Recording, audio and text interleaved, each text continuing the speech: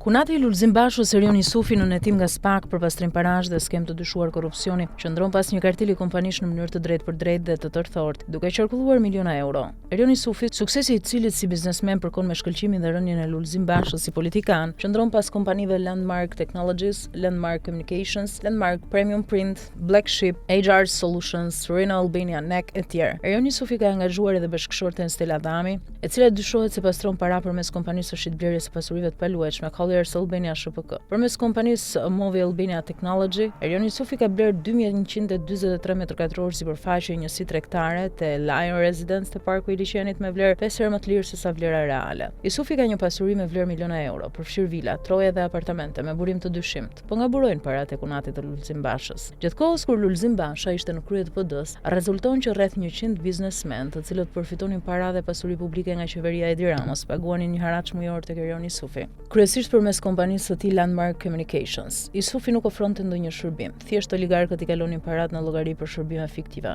duke bler kësaj heshtjen e opozitës për aferat e tyre me qeverinë në zhvatjen e pasurive dhe parave publike. Edhe pse 10 milionë euro kalonin në llogarinë e kompanisë, Jusufi deklaronte fitime minimale duke investuar parat që u merrte oligarkëve në pasuri të paluajtshme. Ndërkaq, pasi Sali Berisha shkarkoi dhe përzuri Lulzim Bashën nga PD-ja në fund të vitit 2021, biznesmenët ndërprerën pagesat për kunatin e Bashës, ndërsa nisën të paguanin tek Shkëlzim Berisha në këmbim të mos përgojimit të tyre nga Sali Berisha. Pse biznesmenët paguan Erion Jusufin? Arsyet janë tërësisht dhe thellësisht korruptive. Disa nga biznesmenët që i kanë dhënë qindra mijëra euro Erion Jusufit rezulton se ka përfituar prona publike dhe tender kur kunati i tij, Lulzim Basha, drejtonte Bashkinë e Tiranës. Në këtë formë ata kanë paguar tarifën e korrupsionit. Së dyti, biznesmenët paguanin tek kunati i Bashës në këmbim të heshtjes së opozitës së drejtuar nga Basha për aferat e tyre korruptive me pushtetin. Mund të konsiderohet edhe si taksa e heshtjes. Në të njëjtën formë operon sot edhe Sali Berisha në krye të PD-s. Së treti, biznesmenët dhe të ashtu quajtur oligark paguanin haraç tek kunati i Bashës për të patur një raport klientelist me opozitën nëse kjo e fundi do të vinte në pushtet. Po kush janë oligarkët që paguanin haraç mujor te Erion Jusufi? Oligarku Bashkim Ulaj, përfituesi më i madh i pasurive dhe parave publike, rezulton se i ka dhënë qindra mijëra euro kunatit të Lulzim Bashës Erion Jusufit. Parat kanë kaluar nga kompania Gjener 2 e Bashkim Ulajt në kompaninë Landmark Communications të Erion Jusufit. Laurent Gordi, administratori Philip Morris Albania në Shqipëri, ka kaluar miliona euro në llogari të kompanisë së Erion Jusufit. Tek Erion Jusufi rezulton se ka paguar haraç edhe kreu i FSHF-s Erman Duka përmes kompanisë Aiba Company. Biznesmeni Fatmir Kuçi, pronari Victoria Invest, përfituesi tenderëve publik, ka kaluar mijëra euro në llogarinë e kompanisë Erion Jusufit, Landmark Communications. Kuçi ka bërë dhurat Lulzim Bashës edhe një makinë luksoze. Edhe biznesmeni Arben Babameto, përmes kompanisë Teuta ShPK, ka paguar haraç te Erion Jusufi, i cili rezulton se ka notuar në para, kryesisht produkt i aferave korruptive me pasuritë dhe parat publike.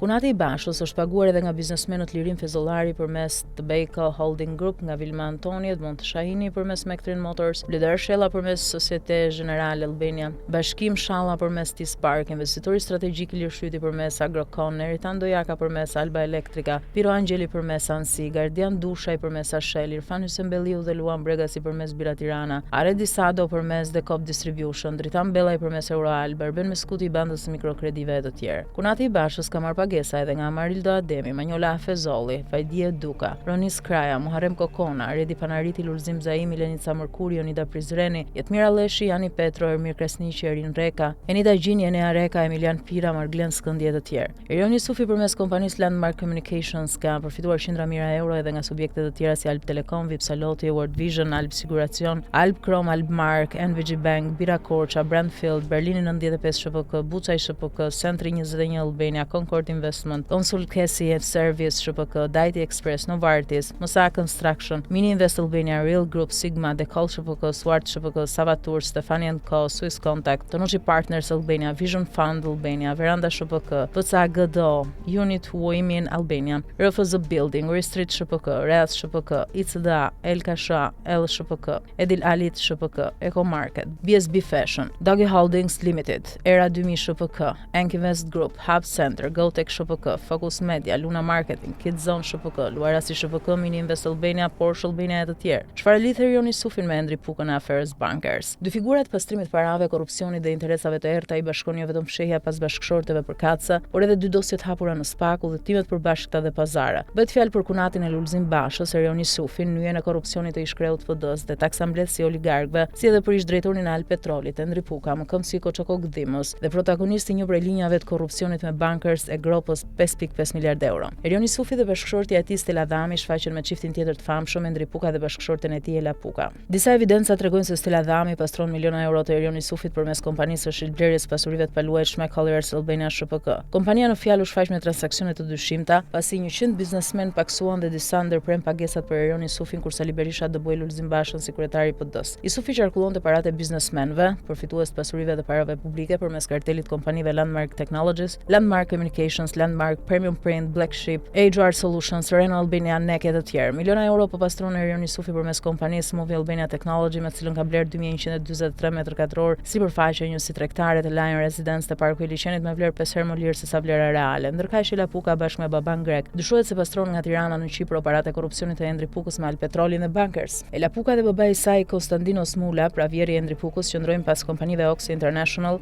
AT Oricum, Oil and Gas ShPK, Accent L and BC e të tjerë me të cilat kanë qarkulluar dhe pastruar miliona euro produkti i aferave korruptive të Endri Pukës me tenderet e Alpetrol, favorizimin e Bankers, pagesat korruptive nga Bankers dhe subjekte të tjera në kuadër të zhvatjes së pasurive dhe parave publike. Për të dy çiftet janë regjistruar 2 procedime penale në SPAK. Endri Puka po hetohet për pagesat korruptive të Bankers ndaj kompanisë së tij Accent L and BC në kombim të favorizimit të Bankers nga Puka kur ishte drejtori Alpetrol në dëm të shtetit shqiptar. Afera këto të faktuara nga kontrolli i lartë i shtetit. Erioni Sufi dhe Stella Dhami po hetohen nga SPAK për pastrim parash dhe afera korruptive gjatë kohës kur kunati i tij Lulzim Basha ishte në krye të Partisë Demokratike. Marr nga Prapaskena.